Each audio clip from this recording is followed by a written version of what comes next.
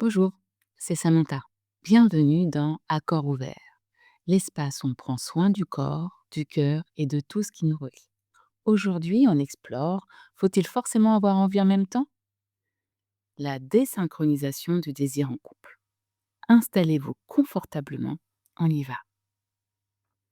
C'est un soir comme les autres.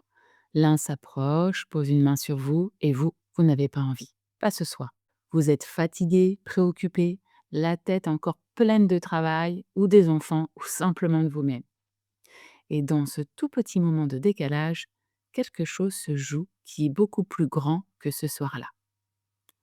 Parce que l'un se sent rejeté et l'autre se sent coupable. Et ni l'un ni l'autre ne sait vraiment quoi faire de ça. La désynchronisation du désir, c'est ce moment ou cette période, parfois longue, où les deux partenaires n'ont pas envie au même moment. Pas à la même fréquence, pas de la même façon. L'un en vit souvent, l'autre moins. L'un traverse une période de faible libido, l'autre non. Et cet écart-là crée une tension qui finit par peser sur bien plus que l'intimité. Ce que j'entends très souvent, c'est cette conviction que ce décalage signifie quelque chose de grave. Que si on n'a plus envie en même temps, c'est que quelque chose s'est cassé, que l'amour s'étiole. Et cette interprétation-là fait beaucoup de dégâts, parce qu'elle transforme une réalité très courante, très humaine, en preuve d'un échec. Alors posons les choses clairement. La désynchronisation du désir est la norme dans une relation longue. Pas l'exception, hein, la norme. Ce qui distingue les couples qui s'en sortent bien, ce n'est pas qu'ils ont toujours envie au même moment, c'est la façon dont ils habitent cet écart, dont ils le traversent sans en faire une guerre froide. Ce qui m'intéresse ici, ce n'est pas tant le décalage lui-même, c'est ce qu'il met en lumière sur chacun d'entre nous, parce que le désir, c'est un baromètre, pas seulement de notre relation à l'autre, hein, mais de notre relation à nous-mêmes.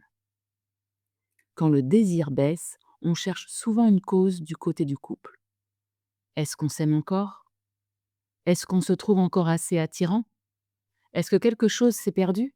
Mais très souvent, la réponse est ailleurs. Dans le rapport qu'on entretient avec son propre corps, dans l'image qu'on a de soi, dans la place qu'on s'autorise à prendre ou qu'on ne s'autorise plus. Il y a des périodes de vie où l'on se perd un peu soi-même. Une maternité, un deuil, un changement de travail, une maladie, le simple poids des années qui s'accumulent. Dans ces périodes-là, le désir se rétracte.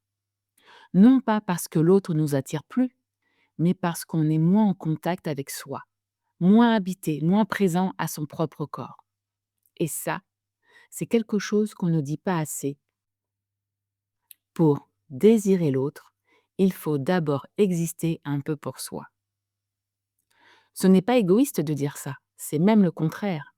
Prendre soin de son propre désir, comprendre ce qui l'éveille, ce qui l'étouffe, ce qui lui fait du bien, c'est aussi prendre soin de la relation. Il y a quelque chose de précieux que le corps nous enseigne sur le désir et qu'on oublie souvent. Le désir n'est pas seulement une affaire de tête. Il se loge dans le corps, dans la façon dont on respire, dans la façon dont on occupe l'espace, dans la façon dont on se touche soi-même ou dont on ne se touche plus. Quand on est stressé, le corps se ferme. Les épaules remontent, la mâchoire se serre, la respiration devient courte. Et dans ce corps-là, fermé sur lui-même, le désir a du mal à circuler. Ce n'est pas de la mauvaise volonté, hein, c'est de la physiologie. C'est pourquoi des pratiques très simples, le mouvement, la respiration consciente, le toucher bienveillant, peuvent avoir un effet réel sur le désir. Pas parce qu'elles le fabriquent de toutes pièces, mais parce qu'elles rouvrent quelque chose. Elles rappellent au corps qu'il est vivant, qu'il ressent, qu'il peut recevoir du plaisir. Et quand on retrouve ça pour soi, cette présence à son propre corps, souvent, quelque chose se déplace aussi dans la relation. Ce que je propose aux couples qui traversent ces périodes de décalage, c'est de changer l'angle. Au lieu de se demander pourquoi on n'a plus envie en même temps, se demander comment est-ce qu'on prend soin de notre relation en dehors de la sexualité. Parce que le désir ne vit pas dans le vide, il vit dans un terreau. Et ce terreau, c'est la qualité de la connexion au quotidien. Les petits gestes, les regards, les moments de légèreté partagés, la tendresse sans arrière-pensée. Quand ce terreau s'appauvrit, par le rythme de vie, par la routine, par l'accumulation des responsabilités, le désir se retrouve à l'étroit. Il ne disparaît pas nécessairement, mais il n'a plus vraiment d'espace pour se déployer. Alors parfois, la question n'est pas comment on rallume le désir, mais comment on crée à nouveau des conditions où il peut exister. C'est une nuance importante. On ne force pas le désir, on lui prépare un espace. Cette semaine, je vous invite à une petite expérience très concrète.